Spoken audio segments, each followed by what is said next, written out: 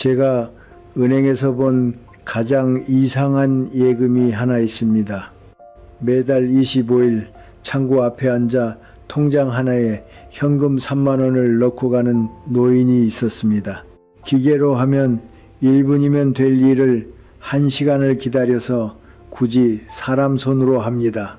이자는 계산해봐야 몇십 원. 그런데 그분은 그 통장을 두 손으로 받아들고 이렇게 말했습니다. 이게 세상에서 제일 금리가 높은 통장이요. 저는 그 말을 그때 이해하지 못했습니다. 통장에 찍힌 이름이 남의 이름, 그것도 여자 이름이었으니까요. 제가 그 뜻을 알게 된 건 넉 달이 지난 뒤였습니다. 그리고 그날 저는 요양원 복도에서 등을 돌리고선 그 노인의 뒷모습을 봤습니다. 그 얘기는 조금 뒤에 하겠습니다. 지금 꺼내면 제가 말을 잇지 못할 것 같아서요. 오늘 제가 여러분께 드리고 싶은 이야기는 나이 들어 돈 두는 법입니다. 종이와 볼펜을 곁에 두고 들으셔도 좋습니다. 그대로 적어서 내일 아침 은행에 가시면 되는 것들이니까요. 다만 그 전에 한 가지만 여쭙겠습니다. 여러분은 통장 잔고를 보면 마음이 놓이십니까?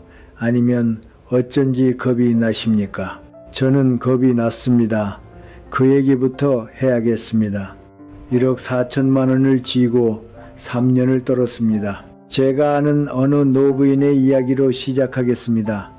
편의상 그분을 정여사라고 부르지요. 남편은 3년 전 겨울에 갔습니다.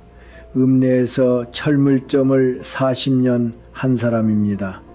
가게 정리한 돈의 보험금, 평생 부은 적금까지 합쳐 1억 4천만 원, 그 돈이 통장 하나에 들어 있었습니다. 남들은 그럽니다. 그만하면 든든하겠다고. 그런데 이상하지요. 그 돈이 생기고부터 잠을 설쳤답니다. 통장은 자개장 서랍 속 수건사이에 숨겨두고 도장은 외출할 때마다 속옷 안주머니에 넣고 다녔습니다. 찾을 것도 아니면서 현금 인출기 앞에 서서 조회 버튼만 누르고 돌아선 날이 셀 수 없었습니다. 숫자가 그대로 있는 걸 눈으로 봐야 그날 밤 잠이 왔거든요. 그러면서 정작 자기한테는 한 푼을 못 썼습니다. 정형외과에서 무릎에 연골 주사를 맞자는데 3번에 15만 원이라기에 그냥 왔습니다. 파스나 붙이지 하면서요. 1억 4천을 쥔 사람이 15만 원이 아까워서 절뚝절뚝 버스를 탔습니다. 잔고는 그대로인데 사는 건 점점 가난해졌습니다. 이게 우리 세대의 병입니다. 저는 이걸 곳간 앞에서 굶는 병이라고 부릅니다. 19부터 미싱을 밟고 월급 봉투는 뜯지도 않고 어머니 손에 들리던 세대. 우리가 배운 건 하나뿐입니다. 돈은 모으는 것이다. 쓰는 법은 아무도 안 가르쳐 줬습니다. 그래서 곳간에서 인심난다는 옛말도 저는 반만 믿습니다. 곳간을 쥐고도 제 무릎 하나 못 챙기는 사람이 우리 주변에 얼마나 많습니까? 은행 벤치에서 만난 스승, 작년 가을이었습니다. 텔레비전에서 어느 금고가 어렵다더라, 사람들이 새벽부터 줄을 섰다더라 하는 뉴스가 나왔습니다. 정여사 돈 있는 은행하고는 아무 상관도 없는 얘기였습니다. 그런데 그날 밤 한숨도 못 잤답니다. 이튿날 은행 문 열자마자 달려가서 절반이라도 현금으로 찾겠다고 했습니다. 직원이 어머님, 현금으로 갖고 계시는 게 더 위험합니다 하고 말리는데도 고집을 안 꺾었지요. 그때 뒤에서 낮은 목소리가 들렸습니다. 돈을 빼서 어디에 두시게요? 자개장 서랍이 은행 금고보다 안전합니까? 돌아보니 그 3만 원 노인이었습니다. 얼굴이 화끈했는데 노인은 나무라는 기색도 없이 대기 의자를 가리켰습니다. 앉으시오. 번호표 밀렸으니 어차피 기다려야 하오. 이분을 오늘 강노인이라고 부르겠습니다. 알고 보니 한 동네였고 매달 25일이면 은행에서 마주치는 사이가 됐습니다. 남들은 등산 친구, 노래 교실 친구라는데 이 두 사람은 은행 벤치 친구였던 셈입니다. 경로당에서 강노인 이야기는 심심찮게 나왔습니다. 배과 수원하다가 고속도로가 나는 바람에 보상금을 2억 넘게 받았다더라. 그런데 커피 한 잔을 안 산다더라. 자식도 마누라도 콧배기를 안 비친다더라. 구두쇠 영감, 그게 동네에서 부르는 이름이었습니다. 그런데 이상하지 않습니까? 구두쇠라는 양반이 달마다 남의 이름 통장에 현금 3만 원을 넣습니다. 그리고 25일 오후면 꼭 은행 옆 꽃집에서 노란 꽃 한 단을 사서 어디론가 갑니다. 그 꽃이 어디로 가는 꽃인지 그때는 아무도 몰랐습니다. 어머님 소리를 3천만 원 주고 산 친구. 여기서 잠깐 다른 이야기 하나를 꺼내야겠습니다. 정 여사에게는 40년 된 계모임 친구가 있습니다. 윤 여사라고 하지요. 사람 모이는 데라면 어디든 쫓아가는 성미입니다. 거기 가면 계란을 한 판씩 준다니까. 트로트도 틀어주고 실장이라는 젊은 양반이 어찌나 싹싹한지 몰라. 시장 뒷골목 2층에 홍보관이라고 차려놓은 곳이었습니다. 가보니 뽕짝이 쿵짝쿵짝 울리고 노인네가 30-40명은 앉아 있었습니다. 마이크 잡은 실장이 어머님 어머님 하는데 그 소리가 어찌나 다디단지 몇 달째 아들한테도 못 들어본 살가운 소리를 거기서 다 들었습니다. 첫날은 계란 한 판, 둘째 날은 주방 세제, 셋째 날 실장이 칠판에 숫자를 적었습니다. 연 12% 확정 배당, 노인 전용 특판, 원금 보장 증서의 회사 직인. 윤 여사는 벌써 눈이 반짝거렸습니다. 정 여사도 흔들렸습니다. 솔직히 말씀드리면 흔들린 건 숫자가 아니었습니다. 사람이었습니다. 비 오는 날이면 전화해서 어머님 무릎은 좀 어떠세요? 하고 묻는 이가 그 시절 곁에는 그 청년 하나였거든요. 사기가 파고드는 자리가 어딘지 아십니까? 외로운 자리입니다.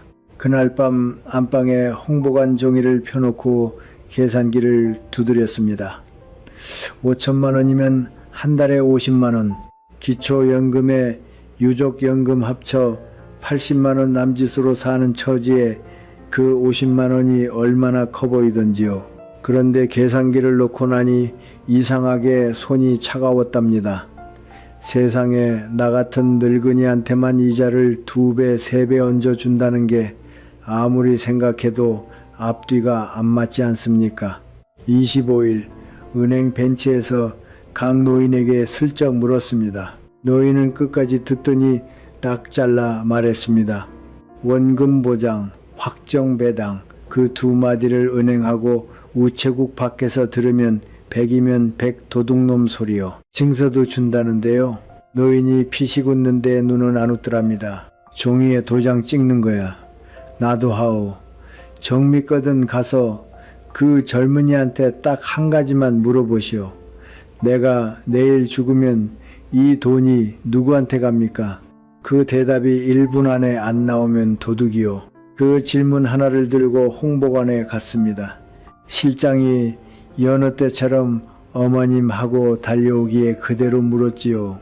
내가 내일 죽으면 이 돈이 누구한테 가느냐고. 그 매끄럽던 입이 처음으로 버벅거렸습니다. 본사 확인이 필요하고 절차가 어떻고 서류가 어떻고 은행 같으면 1분이면 나올 대답을 5분을 헤맸습니다. 그 5분 사이에 정신이 번쩍 들었답니다. 아, 여기는 내 돈이 어디로 가는지 저 사람도 모르는구나. 그날 받은 계란 한 판을 자리에 두고 나왔습니다. 문제는 윤 여사였지요. 너는 겁이 많아서 굴러온 복도발로 차는 거야. 그 다음 주에 우선 1,000만 원을 넣었습니다. 40년 지기가 팔을 붙들어도 소용이 없었습니다. 11월 25일 벤치에서 그 얘기를 들은 강 노인은 한참 잠자코 있다가 말했습니다. 친구분도 어른이요. 어른은 어른이 책임지는 거요. 정여사는 정여사 통장이나 단속하시오. 야속하게 들렸지만 틀린 말도 아니었지요. 그러더니 이럽니다. 정 불안하면 내가 돈 두는 법을 알려드리리다. 통장 3개면 돼요. 3개요? 아니 실은 4개지만 네 번째는 뭐냐고 물으니 노인은 대답을 안 하고 한동안 먼 산만 봤습니다. 수업료 8천만 원짜리 흉터. 방법을 배우기 전에 저는 그 노인의 흉터부터 봤습니다. 그날 그 벤치에서 강 노인이 먼저 자기 얘기를 꺼냈거든요. 내가 이걸 머리로 배운 게 아니요. 수업료를 8천만 원 내고 몸으로 배웠어. 15년 전 일이랍니다. 배과수원 3,000평의 고속도로가 나면서 보상금으로 2억 6천을 받았습니다. 환갑에 평생 흙만 만지던 손에 그런 목돈이 처음 쥐어진 겁니다. 은행에 넣으러 갔더니 누가 귀띔을 하더랍니다. 저축은행은 금리를 2배 준다고. 1년이면 몇백만 원 차이가 났습니다. 그때 내 눈엔 그 몇백이 배나무 1,000그루로 보입디다. 1억 2천을 저축은행 한 곳에 몰아놓고 직원이 권하는 후순위 채권이라는데 3천을 더 얹었습니다. 이듬해 봄 그 저축은행이 영업 정지가 났습니다. 셔터 내린 문 앞에 사람들이 주저앉아 울던 그 뉴스 화면 속에 자기도 서 있었다고 했습니다. 예금자 보호라는 게 그때는 5천만 원까지였어.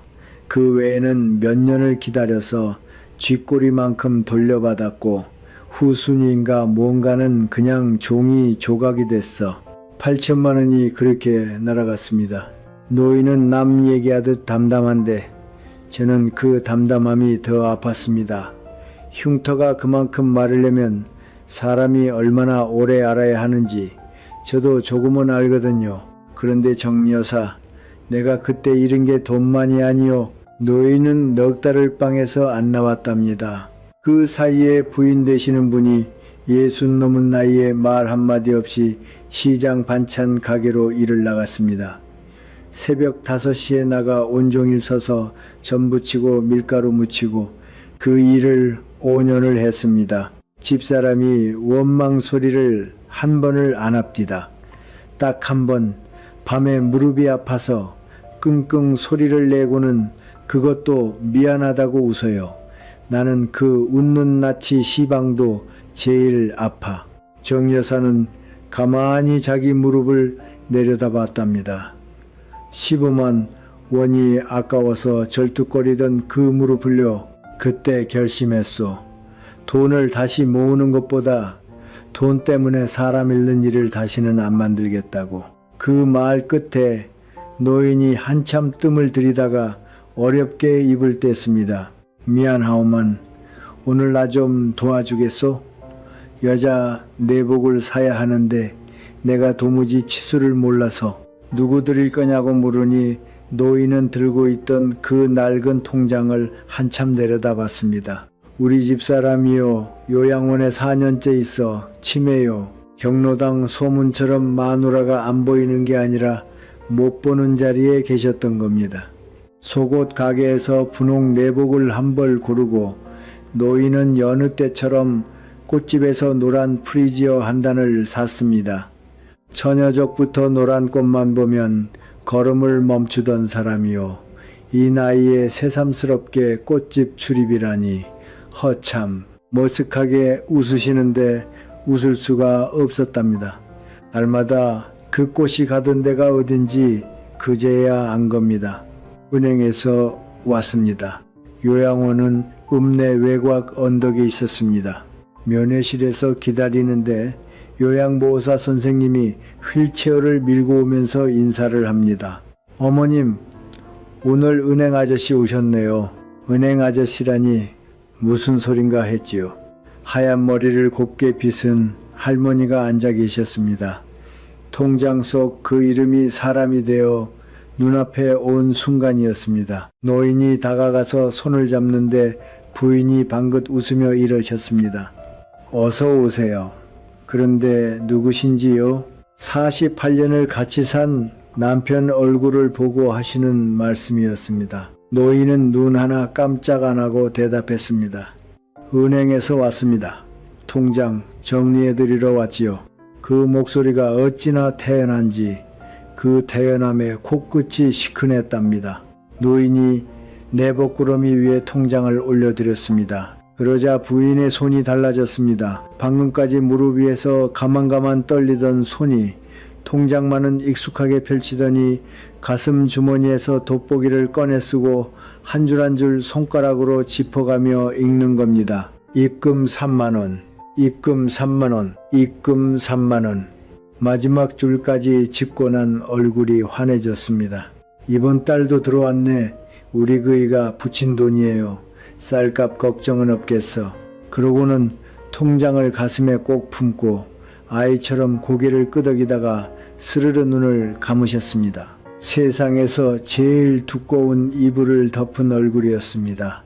정 여사에게도 고개를 돌리셨습니다. 백은 뉘시오. 새로 온 은행 처녀요. 69 늙은이더러 처녀라니. 웃음이 나오려는데 눈물이 먼저 나오려는 걸 꾹 눌러 참고 대답했답니다. 예, 어머님, 신입입니다. 그랬더니 부인이 손을 끌어다가 통장을 쥐어주며 속삭이셨습니다. 우리 그이가 붙이는 돈이니 착오 없이 잘 좀 부탁해요.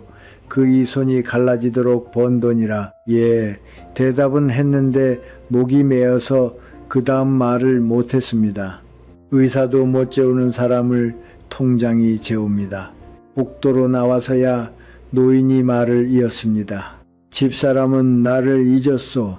아들 얼굴도 자기 나이도 잊었소. 그런데 딱 하나 돈 걱정만은 아니습디다. 어려서 보릿고개를 넘은 분이라 그렇답니다. 시집와서 50년 살림 통장을 지고 쌀값 걱정, 등록금 걱정, 제사비용 걱정을 도맡았던 사람입니다. 병이 다른 기억은 다 지워도 그 걱정 하나는 못 지우더라는 겁니다. 하나뿐인 아들은 외국 현장에 나가 있어 1년에 한 번 보기도 어렵습니다. 밤마다 요양원비는 누가 내느냐고 울면서 복도를 헤매고 간식으로 빵이 나오면 반쪽만 먹고 반쪽은 베개 밑에 숨겨두고 그 배고팠던 시절이 시키는 일이라는 겁니다. 약을 늘려도 소용이 없었습니다. 그러던 어느 날 노인이 지푸라기라도 잡는 심정으로 옛날 살림 통장을 가져다 보여줬더니 그날 밤 처음으로 복도를 안 헤매고 주무시더랍니다. 의사도 못 재우는 사람을 통장이 재웁디다. 노인이 말한 네 번째 통장이 바로 이겁니다. 그날부터 매달 25일 은행 창구에서 부인 통장에 현금 3만 원을 넣고 통장 정리를 해온 겁니다. 기계로 하면 1분이면 될 걸 굳이 창구에서 하는데도 이유가 있었습니다. 기계는 거래가 밀리면 몇 달치를 한 줄로 뭉뚱그려 찍어버리거든. 우리 집사람은 내 이름 석자가 또박또박 박혀 있어야 안심을 하오. 그 통장 곁에는 부인이 50년 살림하며 쓰던 가계부들이 고무줄에 묶여 있답니다. 그게 수십 권이라 했습니다. 나는 평생 무뚝뚝해서 미안하다 소리를 할 줄 모르고 살았어. 저축은행에 돈 날렸을 때도 끝내 그 말을 못합디다. 그래서 달마다 3만 원씩 갚는 중이요. 이 통장이 내가 평생 처음 쓰는 편지요. 내 이름이 40줄 넘게 밝혔을 텐데 400번을 더 넣어도 모자랄 거요. 노인은 거기까지 말하고 창밖으로 고개를 돌렸습니다. 우는 건 못 봤습니다. 다만 목젖이 오르내리는 건 봤습니다. 돌아오는 버스에서 정 여사가 여쭈었답니다. 아까 창고에서 1시간을 기다리셨잖아요. 3만 원이면 이자로 쳐야 몇십 원도 안 될 텐데요. 노인이 창밖을 보다가 그러셨습니다. 은행 이자는 높아봐야 몇 %요. 그런데 이 통장은 3만 원을 넣으면 우리 집사람이 한 달을 발뻗고 자오, 세상 천지에 이런 금리가 어디 있소. 그러고는 이 말씀을 하셨습니다. 오늘 제가 여러분께 꼭 전하고 싶었던 한마디입니다. 다들 예금을 어디에 두느냐고 묻는데 은행 이름을 대는 건 반쪽짜리 대답이요. 예금은 은행에 두는 게 아니라 남은 날들 위에 나눠두는 거요. 이번 달 먹을 밥에 얹고 아플 날에 얹고 오늘 하루에 얹고 내가 지켜야 할 사람 위에 얹고 그렇게 자리를 정해주고 나면 돈이 하나도 안 무섭소. 버스에서 내려집까지 걷는 내내 눈물이 났답니다. 슬퍼서가 아니라 부끄러워서였지요. 1억 4천을 모셔놓고 3년을 벌벌 떨기만 했는데 그 노인은 3만 원으로 달마다 사람 하나를 재우고 있었으니까요. 이튿날 정형외과에 가서 연골 주사를 예약했답니다. 15만 원을 카드로 긁는데 간호사가 어디 불편하시냐고 묻더랍니다. 아니라고 좋아서 그런다고 했죠. 69에 처음으로 나를 위해 목돈을 써봤다는 말은 차마 못했습니다. 통장 3개 그리고 매직 3글자 그 다음 25일에는 정 여사가 먼저 벤치에서 청했습니다. 어르신 지난번에 말씀하신 통장 3개 저한테도 가르쳐 주세요. 노인은 기다렸다는 듯이 가방에서 통장 3개를 꺼냈습니다. 겉장마다 유성매직으로 굵직하게 글씨가 쓰여 있었지요. 밥, 약, 오늘. 초등학생 글씨 같은 그 3글자가 여태껏 들어본 어느 노후 강의보다 무거웠습니다. 첫째, 원칙 한 곳에 몰아두지 않는다. 나는 아직도 한 곳에 5천만 원 넘게 두지 않소. 예금자 보호 한도가 올랐어도 그렇게 나눠둬야 잠이 오거든. 요즘은 한도를 1억 원까지 올렸다고 드랍디다만 한도가 올랐다고 내간이 커지는 건 아니잖소. 은행 3군데면 1억 4천 나누고도 남소. 그리고 3군데에 나눠두면 어디가 뒤숭숭하다는 뉴스가 나와도 내 돈은 3분의 1 얘기니 밤엔 잘 수 있어. 둘째, 밥통장. 목돈을 한 통장에 쌓아두면 도둑 눈에도 띄고 사기꾼 눈에도 띄고 무엇보다 내 욕심 눈에 띕니다. 그러니 목돈의 절반쯤은 달마다 이자가 나오는 예금과 연금으로 바꿔서 25일마다 내 월급으로 받으라는 겁니다. 그리고 이게 요긴한 대목인데 누가 목돈을 빌려달라 해도 좋은 데 있으니 넣으라 해도 거짓말 한마디 안 보태고 이 말이면 끝이랍니다. 나 목돈 없어. 다 연금으로 묶어서 달마다 타먹고 사오. 목돈은 한 번에 나가지만 달마다 나오는 돈은 한 번에 못 뺏어갑니다. 통장이나 대신 거절을 해주는 겁니다. 거절을 못해서 손해를 뒤집어 쓰고 앓는 게 우리 나이 고질병 아닙니까? 그 말에 10년 묵은 체증이 내려갔답니다. 셋째, 약통장. 병원비와 요양비로만 쓸 돈을 아예 따로 떼어놓고 은행 창구에서 자물쇠 2개를 걸어두는 겁니다. 하나는 지연이체. 큰 돈을 보내면 바로 안 나가고 몇 시간 뒤에 나가는 서비스인데 그 사이에는 취소가 됩니다. 또 하나는 하루 이체 한도를 100만 원으로 낮추는 것. 급한 큰 돈은 신분증 들고 창구에 가면 돼 이 사는데 지장이 없고 그 번거로움이 바로 자물쇠라 했습니다. 귀찮지요? 그런데 이 자물쇠가 도둑 때문만이 아니랍니다. 그럼 누구 때문입니까? 노인이 자기 관자놀이를 손가락으로 톡톡 두드렸습니다. 늙은 나 때문이오. 나는 내일의 나를 다 못 믿소. 정신이 흐린 날에 내가 목돈을 못 만지게 멀쩡한 오늘에 내가 미리 막아두는 거요. 요양원에 그 얼굴이 떠올라서 정 여사는 그 말에 등골이 선을 했답니다. 마지막 오늘 통장. 달마다 20만 원을 넣고 그 달 안에 반드시 바닥을 내야 하는 통장입니다.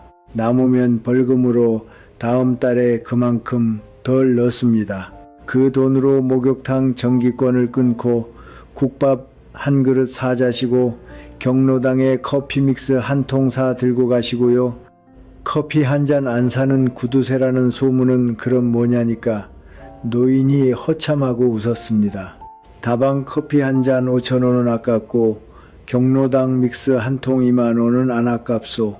20명이 맛보니까 나는 안 쓰는 사람이 아니라 내 돈이 어디 가서 무슨 일을 할지 내가 정하는 사람이요. 소문 속 구두쇠는 알고 보니 돈한테 심부름을 시키는 양반이었던 겁니다. 자물쇠가 사람을 살린 날, 그 다음 주 내내 노인이 은행 걸음에 동행해 주었습니다. 1억 4천을 세 은행에 나누고 그중 5천만 원은 달마다 이자가 나오는 예금으로 돌리고 지연이 채 걸고 이체 한도 낮추고. 직원이 어머님, 오늘은 얼굴이 활짝 피셨네요.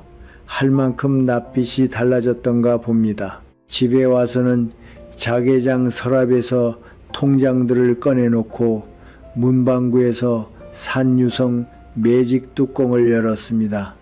밥, 약, 오늘 지방 쓸 때 말고는 붓끝 잡을 일 없던 손이 통장 겉장에 그 세 글자를 쓰는데 가늘게 떨렸답니다. 참 이상하지요. 돈은 한 푼도 안 늘었는데 그날 밤 3년 만에 눕자마자 잠이 들었습니다. 해가 바뀌고 첫 25일 통장 정리를 해보니 이자하고 연금이 정말 들어와 있었습니다. 그 길로 목욕탕 정기권을 끊고 복지관 노래 교실에 석 달치 회비를 냈습니다. 3만 원짜리 지출 2개에 손이 벌벌 떨리는 게 우습기도 하고 서럽기도 했지요. 그런데 때 밀고 나와서 요구르트 하나 물고 햇볕에 앉아 있자니 아이고 이 좋은 걸 3년을 아꼈구나 싶더랍니다. 이름을 붙여놓으니 돈이 제 갈 길을 가는 것뿐이더라는 겁니다. 그리고 올해 2월 점심나절에 모르는 번호로 전화가 왔습니다. 서울중앙지검 수사관이라는 겁니다. 계좌가 범죄 자금 세탁에 쓰였다고 지금 당장 예금을 전부 국가안전계좌로 옮기지 않으면 전 재산이 동결된다고요. 말투가 어찌나 차갑고 빠른지 수화기 너머로 서류 넘기는 소리, 딴 전화벨 소리까지 들리더랍니다. 머리로는 이상하다 싶은데 다리가 먼저 후들거렸습니다. 절대 전화를 끊지 말라고, 끊으면 공무집행 방해가 된다고 으름장을 놓는 통에 전화기를 귀에 붙인 채로 점퍼만 걸치고 나섰습니다. 그런데 여러분, 은행 가는 택시 안에서 어쩌다 정신을 차렸는지 아십니까? 옮길 목돈이 없다는 생각이 문득 든 겁니다. 돈은 세 은행에 나뉘어 있지.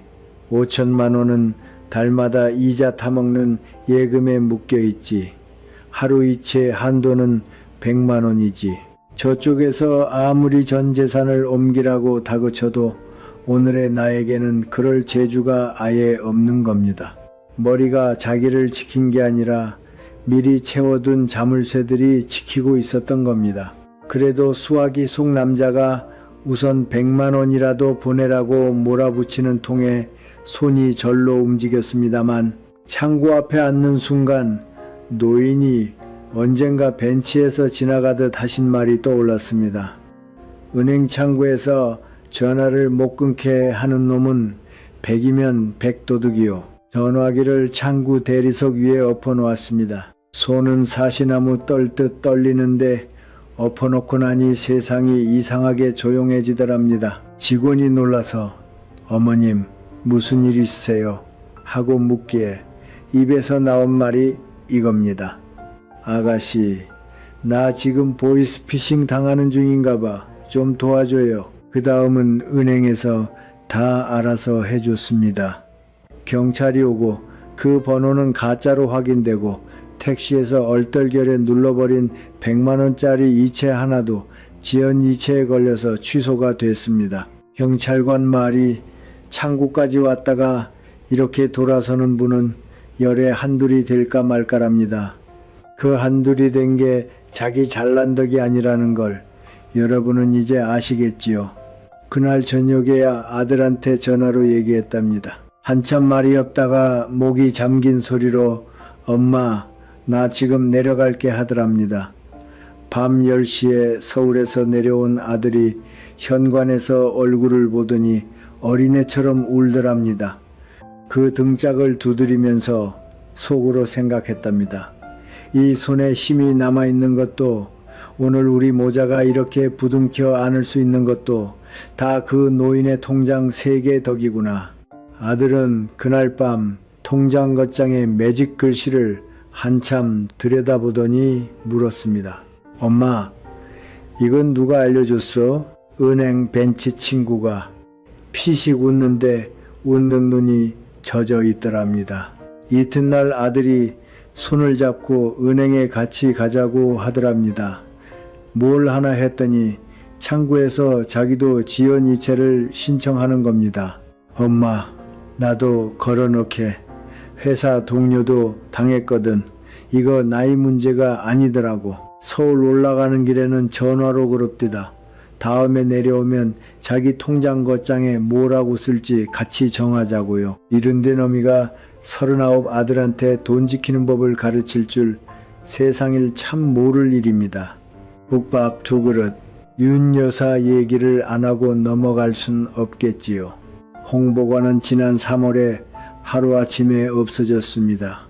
문을 닫은 게 아니라 통째로 사라졌지요. 그 싹싹하던 실장 전화기도 꺼져 있었고요. 윤 여사가 넣은 3천만 원은 그렇게 날아갔습니다. 경찰서에 같이 갔다 오는 길에 국밥집에 마주 앉았는데 윤 여사가 숟가락을 들다 말고 그럽디다. 너는 그때 왜 나를 더 세게 안 말렸니? 할 말이 없어서 국물만 떠먹었답니다. 그놈의 돈이 뭔지 40년 우정에도 이렇게 금이 갑니다. 한참 만에 윤 여사가 다시 입을 뗐습니다. 아니다. 네가 뜯어 말렸어도 내가 안 들었을 거야. 나는 그 계란이 좋았던 게 아니라 어머님 소리가 좋았던 거야. 그 소리를 3천만 원 주고 산 거지. 내가 국밥이 다 식도록 말없이 앉아 있었답니다. 그날로 윤 여사를 데리고 은행에 갔습니다. 남은 돈을 3군데로 나누고 지연이체 걸고 한도 낮추고 문방구에서 유성매직도 2자루 샀지요. 윤 여사는 통장 겉장에 밥 약까지 쓰더니 3번째에서 한참 머뭇거리다가 오늘 대신 이렇게 썼습니다. 국밥 한 달에 한 번은 네가 사. 얻어먹는 국밥이 제일 맛있더라. 그러면서 웃는데 그 웃음에 물기가 돌았습니다. 그래서 요즘 2사람은 달마다 25일이면 은행 들렀다가 국밥집에 갑니다. 한 그릇씩 비우고 2그릇은 포장을 하지요. 하나는 윤 여사 손주 몫입니다. 남은 하나가 누구 몫인지는 조금 이따 말씀드리겠습니다. 남편 앞에서 남편 자랑. 지난달부터 요양원의 부인은 부쩍 기력이 떨어졌습니다. 이제는 남편을 은행 아저씨로도 못 알아보는 날이 많다지요. 4월 25일에는 정 여사도 노란 꽃 한 단을 사들고 면회를 따라갔습니다. 노인이 통장을 내밀자 부인은 여느 때처럼 돋보기를 쓰고 한 줄 한 줄 짚었습니다. 입금 3만 원. 그러더니 옆에 앉은 남편한테 생판 남한테 자랑하듯 이러시는 겁니다. 이것 좀 보시오. 우리 그이가 달마다 붙여주는 돈이라. 젊어서 배밭 하느라 손이 갈퀴가 된 양반인데 40년을 하루같이 일해요. 우리 그 이 같은 사람 세상에 또 없지. 남편 앞에서 남편 자랑이었습니다. 노인은 예, 참 좋은 분이시네요 하고 맞장구를 치고는 조용히 일어나서 복도로 나갔습니다. 따라 나가지 말았어야 했는데 그만 따라 나갔습니다. 노인은 복도 끝 창가에 등을 돌리고 서 있었습니다. 우는 소리는 안 났습니다. 다만 그 너른등이 통장 쥔 손을 가슴에 얹은 채로 아주 천천히 들썩였습니다. 한참 만에 돌아선 노인은 아무 일 없던 얼굴로 이러셨습니다. 갑시다. 은행문 닫겠소. 예, 그저 그렇게 대답했답니다. 긴 병에 효자 없다는 말들을 하지요. 그런데 여러분, 저는 두 눈으로 봤습니다. 긴 병에 효자는 없어도 48년 된 신랑은 있습니다. 네 번째, 통장에 붙인 이름. 그날 밤 집에 돌아와서 정 여사는 오래 못하던 일을 하나 했답니다. 아들한테 문자를 보냈지요. 아들아, 엄마 돈은 엄마가 다 정리해놨다. 은행 3군데 나눠놨고 사기당할 구멍도 막아놨으니 아무 걱정 마라. 대신 이번에 내려오면 국밥 한 그릇 하자. 엄마가 산다. 5분도 안 돼서 답이 왔습니다. 엄마 최고. 토요일에 갈게요. 그 짧은 답을 자기 전까지 읽고 또 읽었답니다. 돈 얘기 꺼내면 큰일 나는 줄 알고 3년을 서로 입 다물고 살았는데 겁이 거치니 말 트이는 건 한순간이더군요. 무자식이 상팔자라고들 웃기를 합니다만 자식하고 돈 얘기를 웃으면서 할 수 있으면 그게 상팔자지 별게 있겠습니까? 지금 정 여사의 자개장 서랍에는 통장이 4개 있습니다. 밥, 약, 오늘, 그리고 네 번째 겉장에는 이렇게 써놨습니다. 꽃, 달마다 10,000원씩 들어가는 제일 작은 통장입니다. 25일이면 은행 들렀다가 꽃집에서 노란 꽃 한 단 사고 윤 여사랑 국밥 먹고 요양원에 들르는 게 이제 그분의 월급날 일과거든요. 요양원의 부인은 볼 때마다 처음 보는 얼굴이라며 고운 인사를 하십니다. 그러면 정 여사도 처음 뵙는 것처럼 넙죽 인사를 드리지요. 아까 포장한 국밥 한 그릇은 강 노인의 저녁상 몫입니다. 늙은 신랑이 저녁을 거르고 면회를 다니는 걸 알면 부인이 얼마나 속을 끓이겠습니까? 그러니 그 국밥은 부인 대신 차려드리는 저녁상인 셈입니다. 오늘 밤 딱 한 가지만, 나이 들수록 예금을 어디에 둬야 하느냐, 이제 누가 물으면 저는 길게 말하지 않습니다. 오늘 밤에 딱 한 가지만 해보십시오. 자개장이든 문갑이든 제일 오래 묵은 통장 하나만 꺼내서 겉장에 매직으로 이름을 붙여보십시오. 밥인지 약인지 오늘인지 쓸 이름이 도무지 안 떠오르면 그 통장이 지금 아무 일도 안 하고 놀고 있다는 뜻입니다. 그리고 내일 은행 문 열거든 지연이체와 이체 한도를 상담해 보시고 현재 예금자 보호 한도를 넘는 돈이 있거든 나눠 놓으십시오. 어느 노인이 수업료 8천만 원을 내고 배운 것을 여러분은 오늘 그냥 들으셨습니다. 부디 흘려듣지 마시기 바랍니다. 혼자 알고 계시기엔 아까운 얘기니 자식들 대화방에도 슬쩍 옮겨주시고요. 돈은 쌓아두면 겁이 되고 자리를 정해주면 배경이 됩니다. 저는 요즘 통장을 봐도 무섭지가 않습니다. 제 돈이 어디 가서 무슨 심부름을 하는지 아니까요. 여러분, 통장에는 무슨 이름을 붙이시겠습니까? 밥, 약, 오늘, 꽃, 손주 이름도 좋습니다. 댓글에 그 이름 하나만 적어주세요. 어느 이름을 붙이셨는지 저도 꼭 읽어보겠습니다. 오늘 이야기가 남의 일 같지 않으셨다면 좋아요 하나 눌러주시고 통장을 끌어안고 주무시는 친구분이 계시거든 이 이야기를 꼭 들려주세요.